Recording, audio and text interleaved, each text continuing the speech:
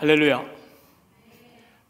오늘은 우리 염영교회를 창립한 지 23주년이 되는 날입니다. 23년의 세월을 돌아보면 모든 것이 하나님의 은혜임을 고백하지 않을 수 없습니다. 우리는 많은 허물이 있었고 또 많은 실수가 있었음에도 불구하고 하나님은 그런 걸 합력하여 선을 이루어 주시고 최선의 길로 인도해 주셨습니다. 이제 23년은 어떻게 보면 가장 젊음의 시기고 가장 약동하는 시기라고 저는 믿습니다. 이런 계기를 통해서 우리 교회가 새롭게 마음을 정하고 앞을 향해 걸어갈 때 하나님 영광 받아주시고 또 우리 성도들의 삶 가운데도 놀라운 은혜가 넘칠 줄 믿습니다.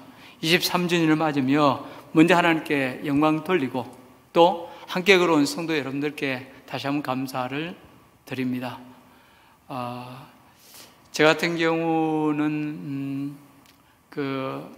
지난 9월 4일 날 서울 삼성병원에 가서 이제 그 전에 사진 촬영, CT 촬영한 결과들을 이렇게 들을 수 있었습니다. 감사한 것은 그 간에 한 70%, 80% 정도가 이제 암으로 덮여 있었는데 작은 종양들은 이렇게 보이지 않게 되었고요. 또 큰 부위는 많이 줄어 있었습니다. 그래서 이렇게 진료하는 의사도 굉장히 고무되어서 굉장히 어떤 놀라운 일이라는 표현을 했고요. 저도 참 그 이야기를 들으면서 하나님께 감사하지 않을 수 없습니다. 물론 암이라는 것이 변수가 있기 때문에 어떤 일이 날지 모르지만 치유의 빛을 발해 주시고 또 치유 강선을 발해 주신 하나님의 다시 한번 감격하는 그런 계기가 되었습니다. 무엇보다도 우리가 서로 말씀으로 교통할 때 하나님께서 말씀으로 우리를 살리시고 또 성도 여러분들의 영혼을 살리심으로 참으로 하나님께서 행하신 놀라운 일에 간증거리가 되는, 저도 그렇고 여러분도 다 간증거리가 되는 그런 은혜가 있기를 주의 이름으로 축복합니다. 한 책에서 읽은 이야기입니다. 어느 날 손가락 5이 자기를 자랑하는 시간을 가졌습니다. 첫째 손가락이 자기 손가락을 높이 쳐들면서 내가 엄지니까 최고야, 그렇게 말하자 둘째 손가락이 그래도 무언가를 가리킬 때는 내가 제일 많이 사용된다며 자랑했습니다. 그러자 셋째 손가락은 내가 제일 키가 크다 어서댔고, 네 번째 손가락은 예쁜 반지가 끼어있는 자기 손가락을 들어 보이며 아무리 그래 봐야 니네들 이런 예쁜 반지 없지, 그러니 내가 최고야 하며 잘난 체 했습니다. 마지막으로 5째 손가락이 남았습니다. 이 5째 손가락은 입이 10개라도 할 말이 없을 것 같습니다. 그런데 그 5째 손가락이 앞으로 나서며 이렇게 소리쳤습니다. 야, 나 없으면 니네들 다 병신이다? 이것은 하나의 우화에 지나지 않지만 세상에 존재하는 모든 것은 다 나름의 존재 가치와 의미가 있음을 교훈해 주고 있습니다. 오늘 우리가 읽은 본문에는 하나님께서 짐승을 창조하신 후 마지막으로 인간을 창조하시는 내용이 나오고 있습니다. 따라서 오늘 우리는 하나님께서 인간을 창조하시는 모습을 통해 나는 누구이고 인간이 어떤 존재인지를 좀 더 깊이 묵상함으로 주시는 은혜를 나누고자 합니다. 그렇다면 오늘 성경에서 말씀하고 있는 인간은 과연 어떤 존재입니까? 첫 번째로 인간은 하나님 창조의 절정으로 가장 존귀한 자입니다.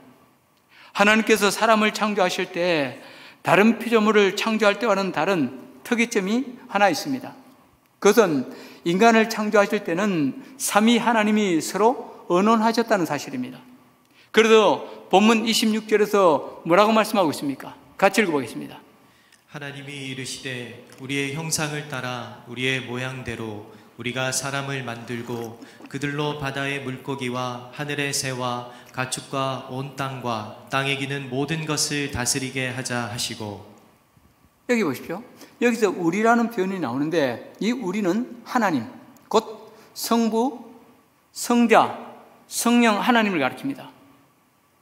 우리 인간은 다른 피조물의 창조와는 달리 성부, 성자, 성령 하나님께서 서로 의논하여 만드셨다는 것입니다.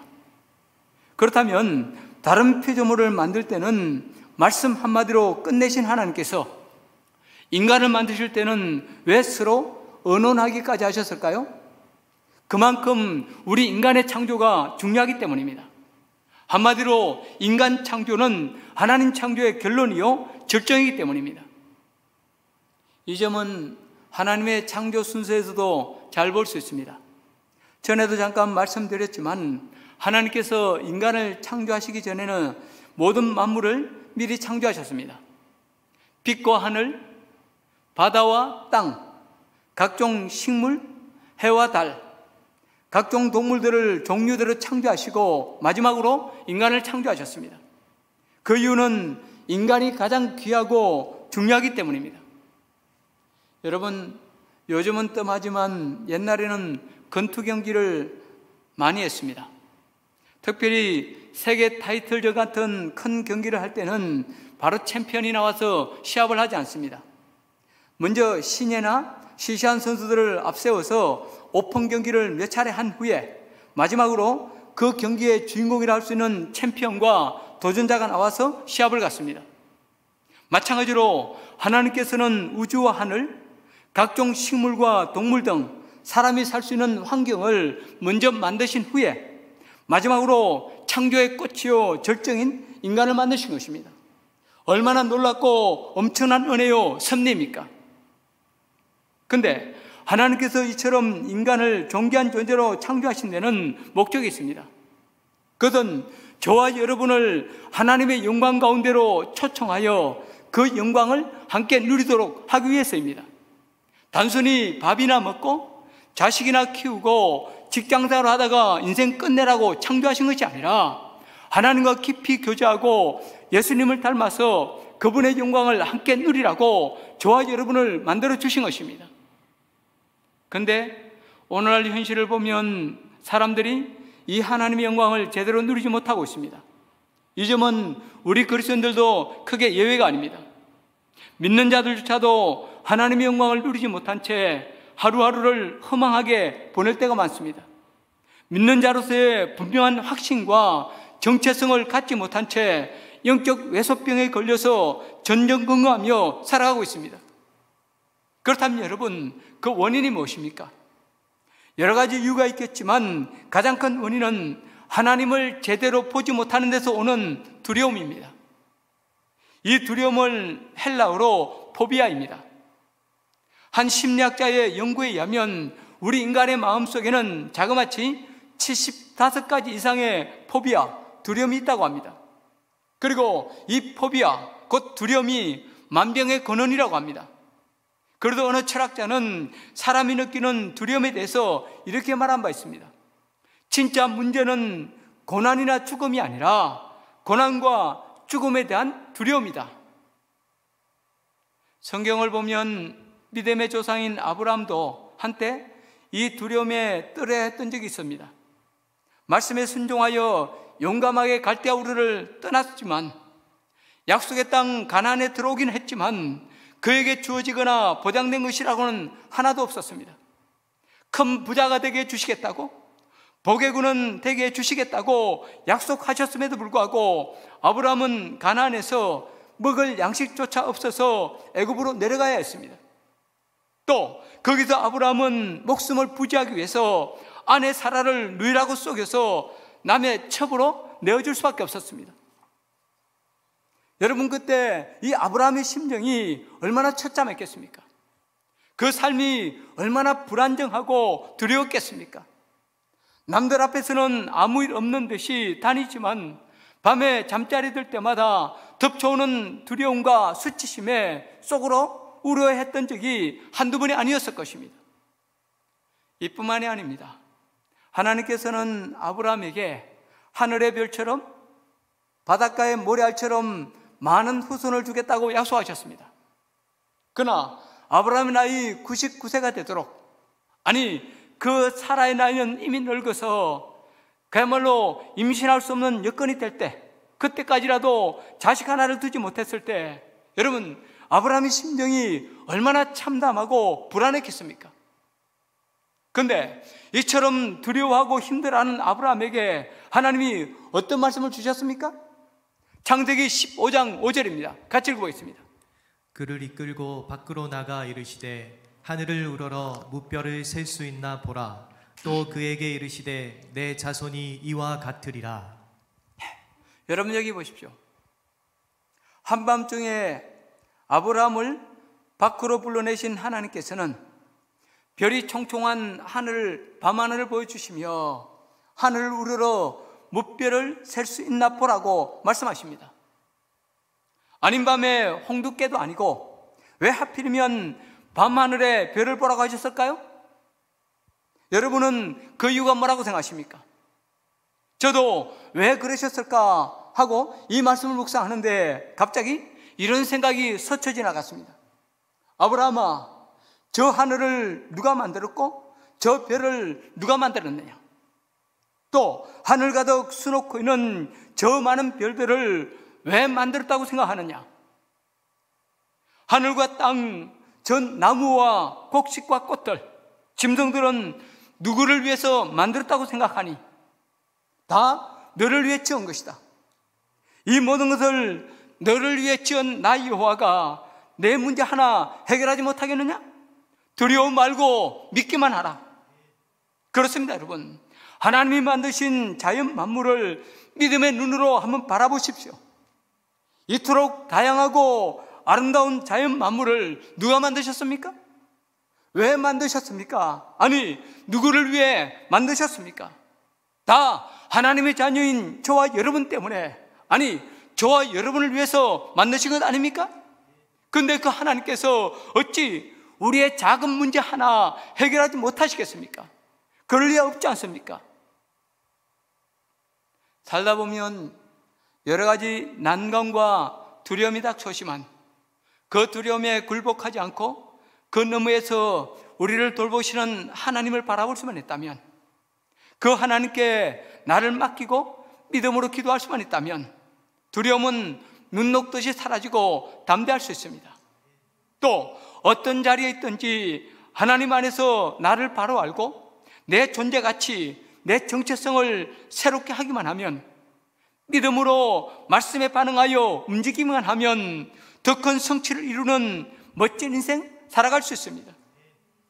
제법 오래전에 스웨덴 출신의 장애인 가수인 레나 마리아가 우리나라에 와서 노래를 부른 적이 있습니다. 그녀는 우리나라에도 많이 알려진 사람으로 발로 쓴 내 인생의 악보라는 책의 저자이기도 합니다. 그녀는 1968년생으로 태어날 때부터 이 두 팔이 없었고 다리는 있었으나 한쪽 다리가 짧은 기형이었습니다. 날 때부터 중증 장애인이었습니다. 이 아이를 본 주위 사람들이 마리아의 부모에게 아이 키우기 힘드니 그 아이를 국가 보호소에 맡기라고 그렇게 권유했습니다. 그러나 마리아의 부모는 사람들이 아이를 국가시설에 맡기라고 할 때마다 이 아이에게 필요한 것은 가족이야, 이 아이에게 필요한 것은 가정이야 하며 아이를 헌신적으로 키웠습니다.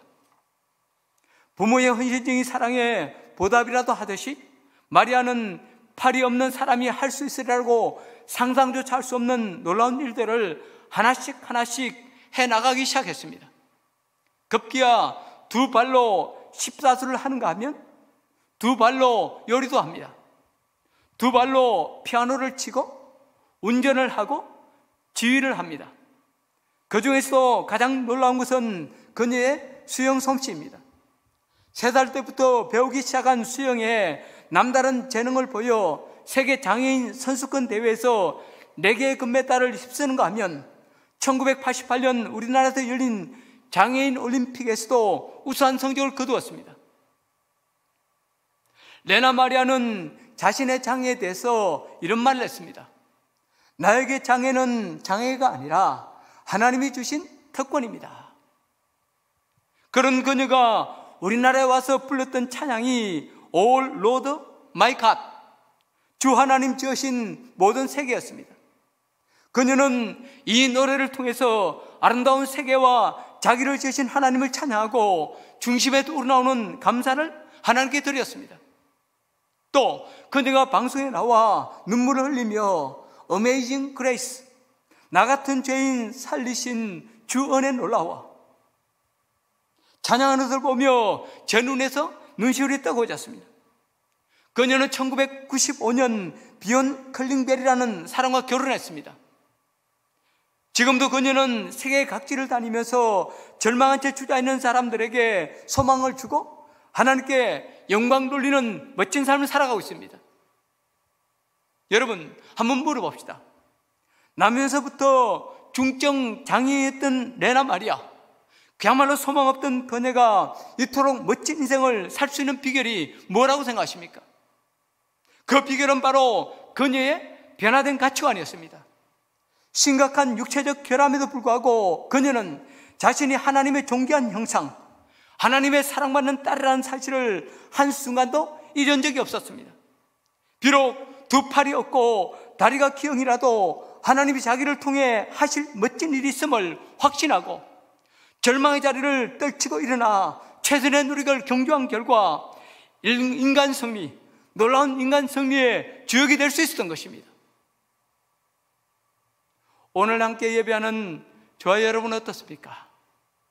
그녀의 고백처럼 멀쩡한 육신을 갖고 있으면서도 또 하나님의 자녀라고 하면서도 믿음으로 도전할 줄 모르고 믿음으로 개척할 줄 모르고 마냥 두려움과 원망에 사로잡히는 진짜 장인 아닙니까? 사랑하는 성도 여러분, 누가 뭐래도 저와 여러분은 하나님 창조의 절정입니다. 존귀한 하나님의 형상입니다. 하나님께서는 당신의 형상인 저와 여러분의 먹을 것, 입을 것, 이미 다 준비해 두셨습니다. 아니, 마귀가 우리에게 굴레 지운 불행한 운명을 깨트리고 멋진 삶을 사도록 미리 설계해 두셨습니다. 우리는 단지 주 안에서 내가 얼마나 존귀한 존재인가를 깨닫고 하나님께 내 초점을 맞추기만 하면 됩니다. 이제 우리는 나라는 작은 울타리를 벗어나서 하나님의 넓은 세계 속으로, 하나님의 은혜 바다 속으로 깊이 들어가야 합니다. 사람 바라보고 세상 바라보던 시각을 바꾸어 하나님 바라봐야 합니다. 하나님의 은혜의 손길에 나를 맡기고 주어진 사명의 길을 한 걸음 한 걸음 걸어가야 합니다. 가만히 앉아서 염려하고 두려워하는 대신 말씀을 하나라도 순종하고 행동해야 합니다. 그러면 우리 안에 새로운 세계가 열리는 놀라운 체험을 할 수 있습니다. 나의 연약함과 한계를 뛰어넘어 인생의 진정한 성공자로 이 땅에 하나님 나라를 이루어갈 수 있습니다.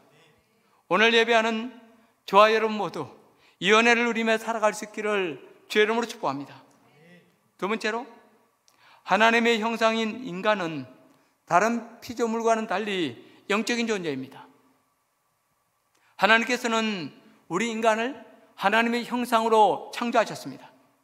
그리고 하나님의 형상으로 지음받은 인간은 육체 이상의 존재, 곧 영적인 존재입니다. 왜 그렇습니까?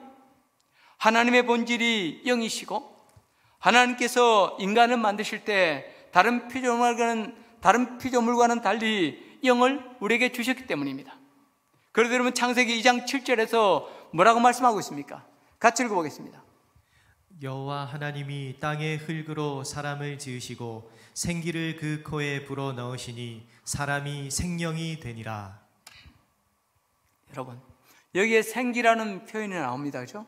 근데 여러분, 이 생기에 해당하는 히브리어 니시마트 하임은 숨, 호흡 또는 영혼을 뜻하는 네샤마와 생명으로 번역되는 하이가 합쳐서 된 말로 생명의 기운 또는 영혼을 뜻합니다.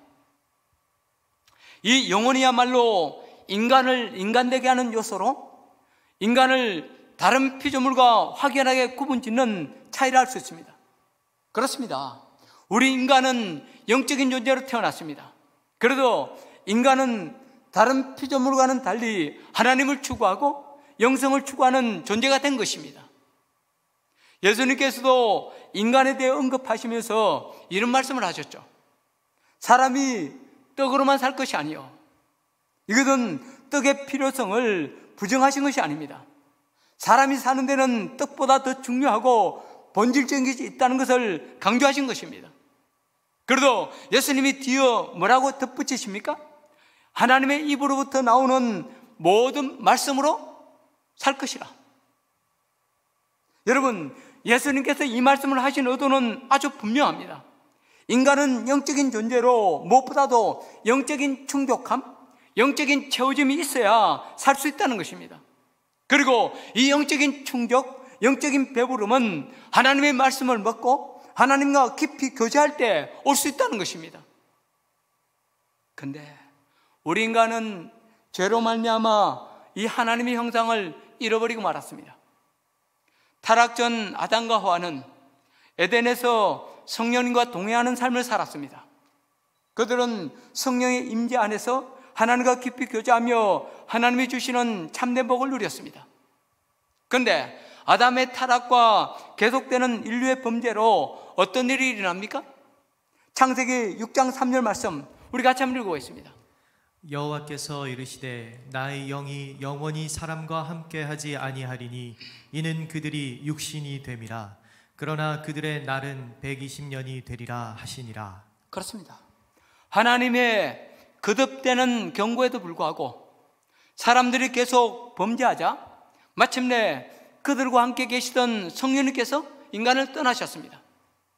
그 결과 인간은 하나님의 형상을 잃어버리고 더 이상 영이 아닌 육이 되고 말았습니다. 특별히 로마서 1장 18절 이하에 보면 하나님의 형상을 상실하고 육이 된 인간의 비참한 실상이 리얼하게 나오고 있습니다. 그 중에서 몇 구절만 우리 찾아보도록 하겠습니다. 21절, 23절입니다. 하나님을 알되 하나님을 영화롭게도 아니하며 감사하지도 아니하고 오히려 그 생각이 허망하여지며 미련한 마음이 어두워졌나니 썩어지지 아니하는 하나님의 영광을 썩어질 사람과 새와 짐승과 기어다니는 동물 모양의 우상으로 바꾸었느니라. 보십시오, 여러분. 육이 된 인간은 첫 번째로 하나님과 하나님의 은혜를 잃어버렸습니다. 두 번째는 감사를 잃어버렸습니다.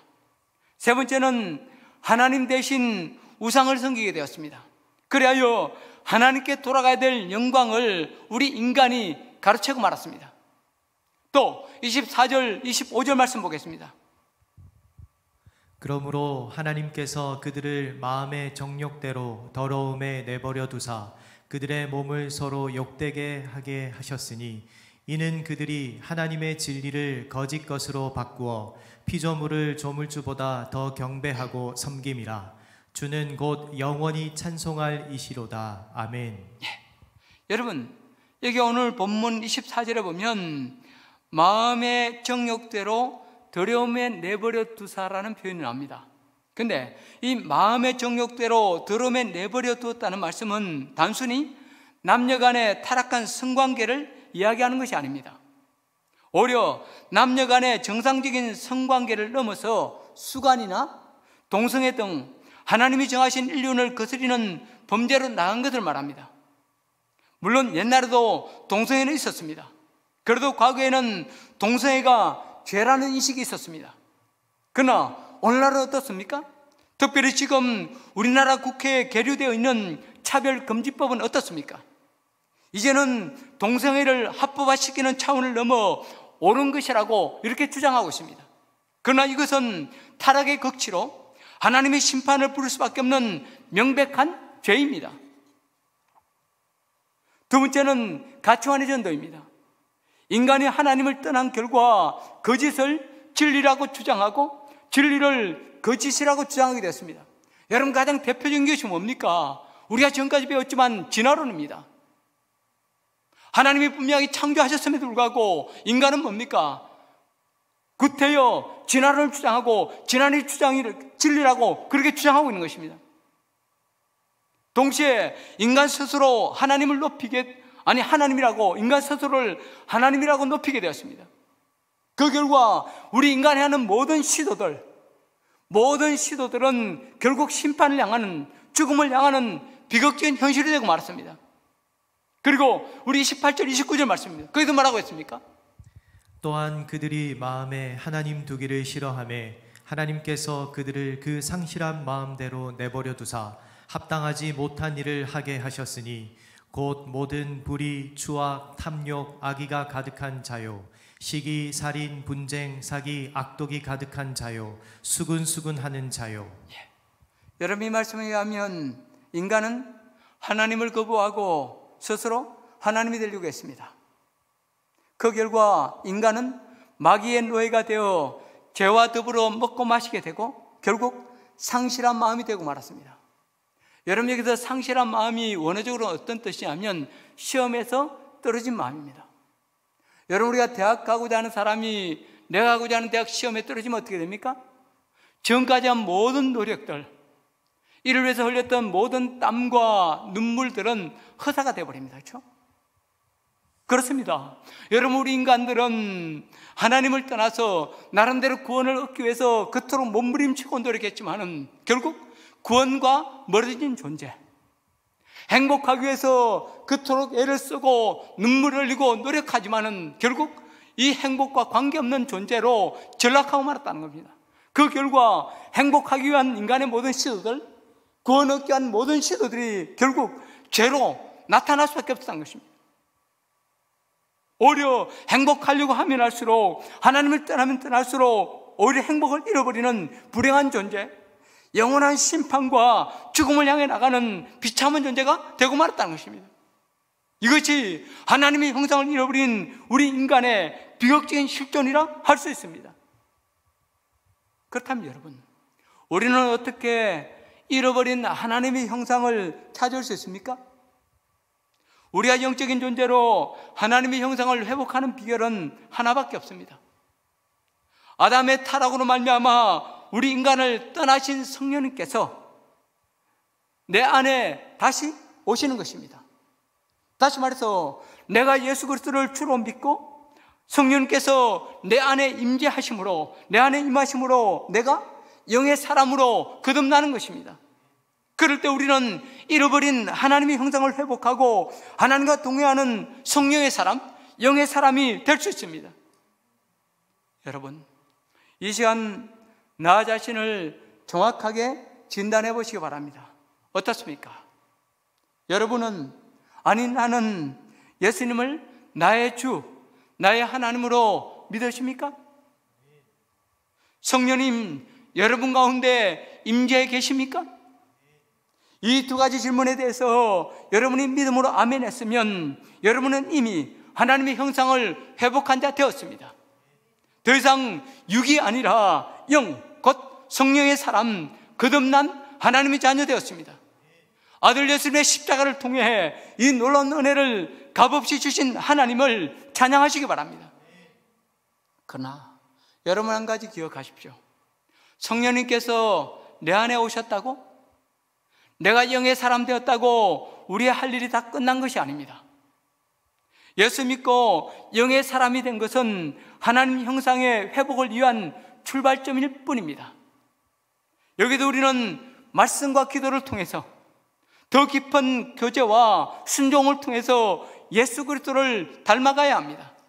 그럴 때 비로소 내 안에 진정한 성숙, 하나님의 형상이, 참된 하나님의 형상이 이루어질 수 있습니다.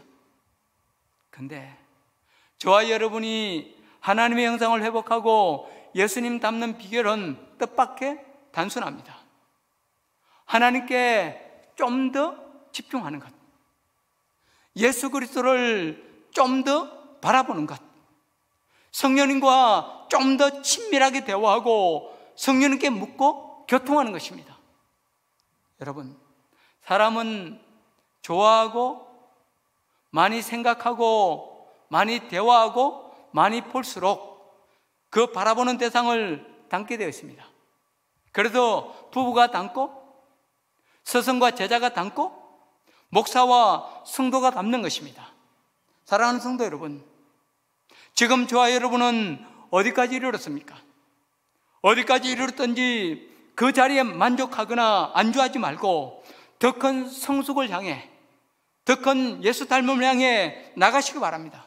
히브리서 12장 2절 말씀처럼 믿음의 주요 온전케 하시는 이인 예수님을 바라보고 또 바라보고 온 마음 다해 바라보시기 바랍니다. 그리하여 마침내 영의 사람으로 하나님의 온전하신 형상을 다 회복할 수 있기를 주의 이름으로 축복합니다.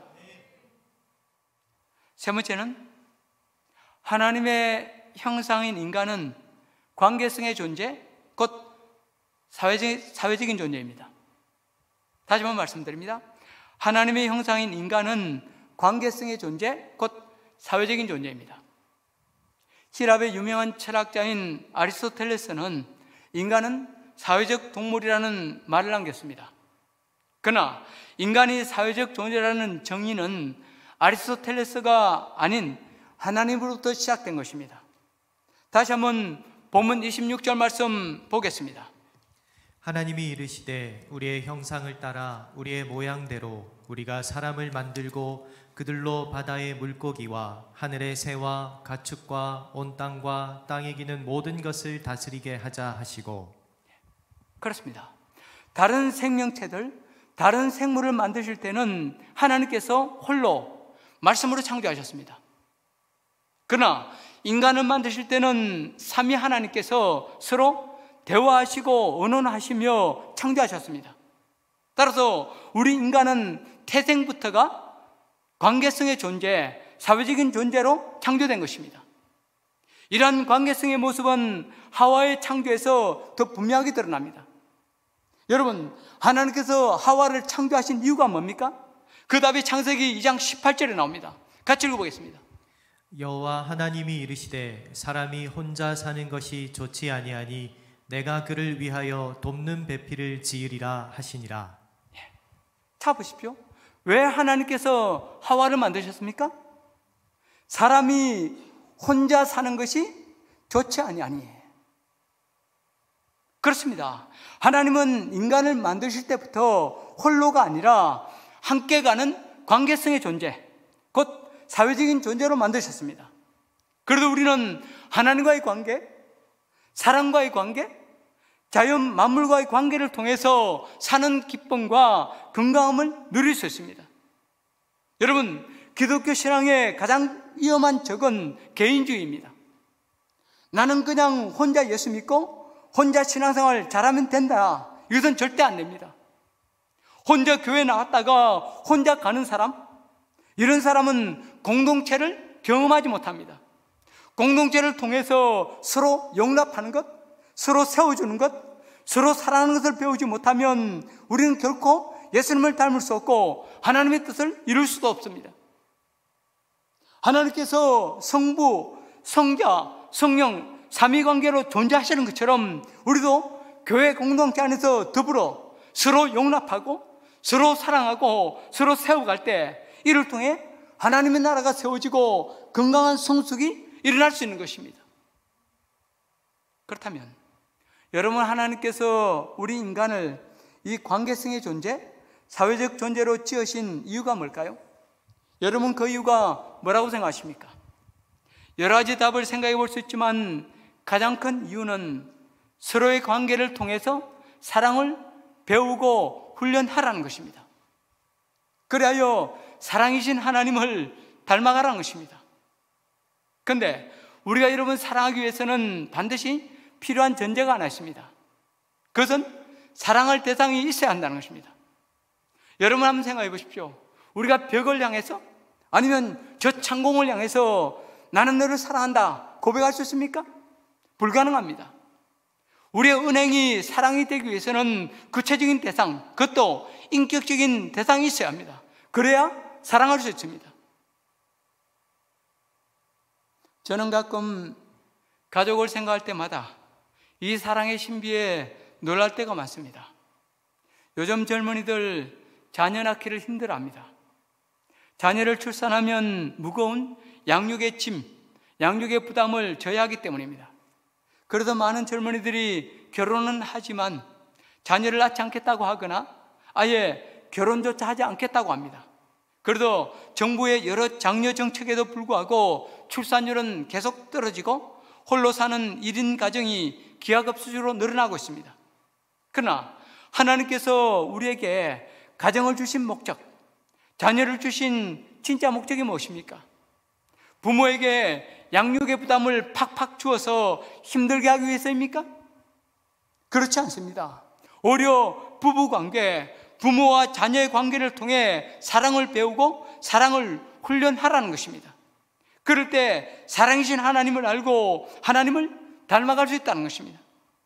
그럴 때 우리가 가정을 위해서 희생하고 수고하는 것보다 훨씬 더 큰 복과 상급을 누릴 수 있다는 것입니다. 여러분, 하나님께서 우리에게 교회를 주시고 그 공동체의 구성원으로 부르신 이유도 동일합니다.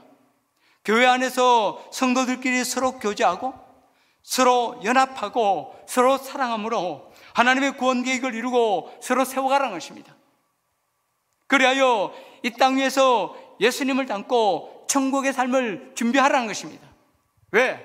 천국은 하나님을 아버지로 모시고 사랑 안에서 하나 되는 나라이기 때문입니다. 사실 살다 보면 가정 안에 어찌 의견 충돌이나 갈등이 없겠습니까? 교회 안에도 생각의 차이, 이견이 왜 없겠습니까? 또 이로 인한 아픔이나 눈물이 왜 없겠습니까? 그럴 때마다 우리는 내가 왜 하며 내가 왜 이래야 되지 하며 다 내려놓고 포기하고 싶은 마음이 들 수 있습니다. 그러나 내가 이 땅에 살아가는 이유가 사랑이요 예수님 닮는 것임을 고백한다면 이런 아픔과 갈등점은 얼마든지 극복할 수 있고 또 이겨나가야 합니다. 오히려 이런 갈등과 견해차를 통해서 서로 용납하고 더 크게 사랑하는 법을 배워가야 합니다. 사랑하는 성도 여러분, 혹시 관계의 갈등이 있습니까? 좁혀지지 않는 견해차, 성격차로 함께 가는 것이 힘드십니까? 그러나 여러분, 그 힘들다는 것에 굴복하지 마시기 바랍니다. 오히려 그런 갈등과 관계 어려움이 생길 때마다 지금이야말로 나를 내려놓고 사랑을 배우라는 하나님의 사인이구나 생각하시기 바랍니다. 그리고 스텝 바이 스텝 차근차근 한꺼번에 너무 큰 사랑부터 하려고 하지 마시고 내가 감당할 수 없는 사랑하려고 하지 마시고 내가 지금 할 수 있는 작은 사랑, 작은 섬김부터 하나하나 실천하십시오. 정 안 되면 여러분 웃는 표정 하나, 사소한 칭찬 하나부터 시작하십시오. 그리고 이처럼 포기치 않고 차근차근 실천하다 보면 점점 내공이 쌓이고 습관과 체질이 변하고 마침내 성령께서 역사하셔서 그야말로 사랑하는 나와 내 가족, 내가 속한 공동체를 행복하게 해주는 멋진 주님의 형상들 될 수 있습니다. 오늘 예배하는 저와 여러분 모두 이 사랑으로 역사하는 믿음의 주인공 다 될 수 있기를 주의 이름으로 축복합니다. 찬양하고 기도하겠습니다.